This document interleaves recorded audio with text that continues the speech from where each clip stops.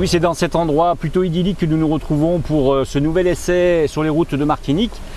Eh bien, c'est sur, bien sûr, grandautomobile.fr et sur notre chaîne TV YouTube, vous le savez maintenant, donc il suffit de secouer la petite cloche pour vous abonner. Donc nous essayons ce matin pour vous la toute nouvelle i20, de Hyundai.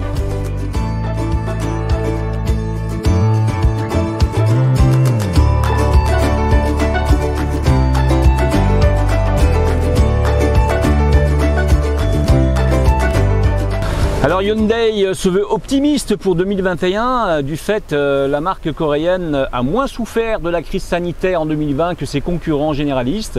Ses ventes ont ainsi baissé de moins 13% contre moins 26% pour l'ensemble du marché avec 34 585 immatriculations donc sur l'année 2020.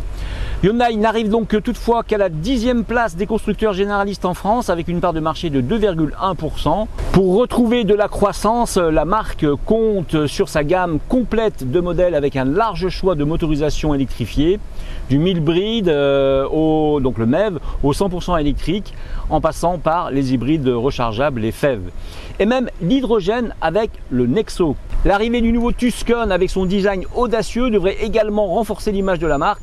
Nous vous en parlerons dès son arrivée sur nos îles avec son essai bien sûr en Martinique.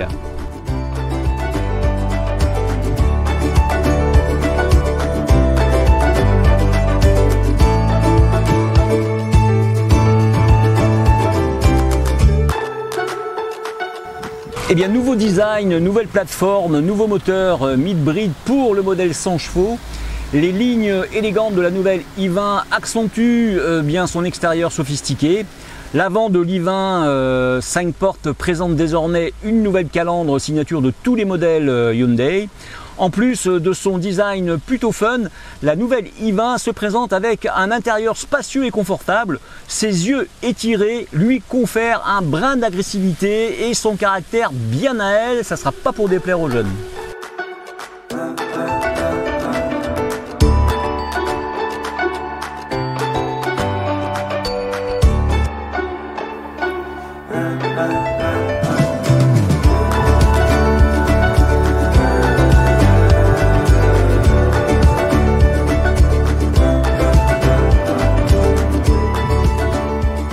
L'avant de la 5 portes présente désormais des pare-chocs redessinés comportant une calandre en cascade.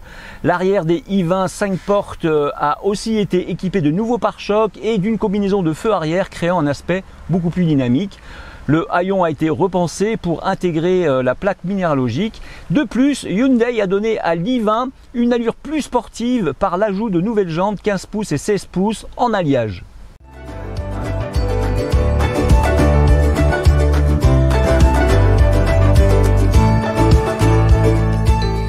L'habitabilité est de très bon niveau et Hyundai propose donc un coffre de 351 litres plus 25 litres donc par rapport à l'ancien modèle, ce qui la situe dans la moyenne de la catégorie. À l'intérieur, la dotation se compose de la climatisation, des 4 vitres électriques et de la radio, les feux automatiques, du maintien dans la voie ou encore le freinage d'urgence automatique. Sans parler de l'habituelle garantie 5 ans bien sûr de la marque. Plus polyvalent, sans doute, le 1 litre turbo de 100 chevaux est disponible à partir du 2e niveau, intuitive, à dotation identique. La version haute, exécutive, grimpe au tarif avec le même 1 litre 100 chevaux associé 2 séries à une boîte automatique 7 rapports sur cette finition. Les options sécurité offrent un panel d'aide à la conduite sur la i20, l'aide au maintien de la trajectoire, l'aide anti-collision dans les angles morts, l'alerte anti-collision de trafic transversal arrière, le régulateur de vitesse intelligent basé sur la navigation, l'aide anti-collision en marche arrière, l'alerte de départ du véhicule qui précède, le limitateur de vitesse intelligent, sans compter donc dès que vous branchez votre téléphone automatiquement, la voiture l'i20 lit vos SMS.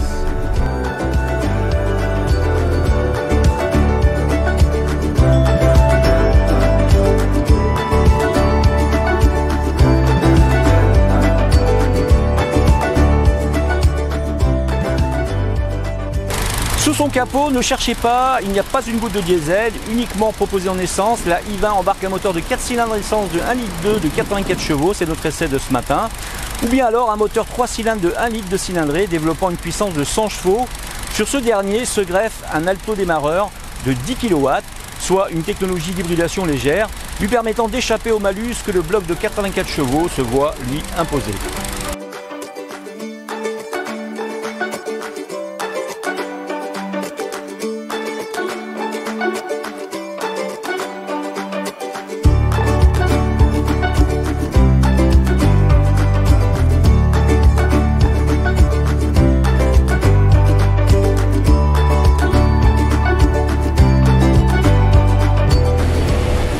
Eh bien, la foison d'aide à la conduite rendent la Hyundai i20 plutôt maniable avec une direction précise et dénuée de flottement.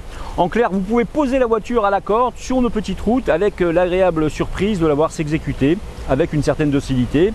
Si l'on accepte une suspension parfois un peu raide, la note de confort de conduite est plutôt bonne. Citadine et un tantinet agressif par ses lignes, maintenant faites de droite et d'arêtes vives, la i20 montre son caractère avec une certaine audace, de quoi attaquer ses principales concurrentes sur les lignes et sur le fond. Je vous donne rendez-vous sur grandautomobile.fr et GT Auto pour avoir l'ensemble de l'article complet sur ce modèle i20. Vous allez y retrouver bien sûr notre avis, la note que nous donnons au véhicule et vous allez retrouver aussi la fiche technique. Donc moi je vous donne rendez-vous sur les routes de Martinique pour un nouvel essai.